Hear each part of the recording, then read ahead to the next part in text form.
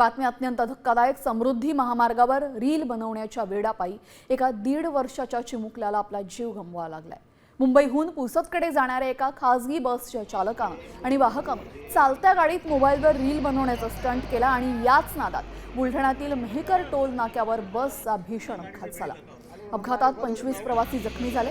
रुग्णालयात वेळेवर डॉक्टर न मिळाल्यानं नातेवाईकांनी मोठा संताप व्यक्त केलाय। त्यांना काही कंट्रोल झाली नाही गाडी, ब्रेक दाबलाय त्यांनी, तर ते ब्रेक दाबला तशीच ती गाडी पलटी झाली। तर त्याच्यामध्ये बाळाचा जीव पण गेलाय आणि बाकीच्यांना थोडा मार आहे, म्हणजे थोडा नाही जास्त असेल तिकडे पण।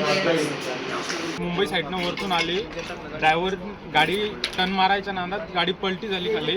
इकडनं ही जी दुसरी 4 व्हीलर आहे मेकरून एंट्री करून समोर चालली होती। या गाडीला येऊन ती गाडी पडली, घासत आली डायरेक्ट आणि या गाडीला येऊन भिडली। तेवढ्यात आम्ही बघितलं, आरडाओरड केली, MSF टीम, फायरवाली टीमला बोलवून घेतलं आणि नंतर त्यातले मग पेशंटला काढायला सुरुवात करून टाकली।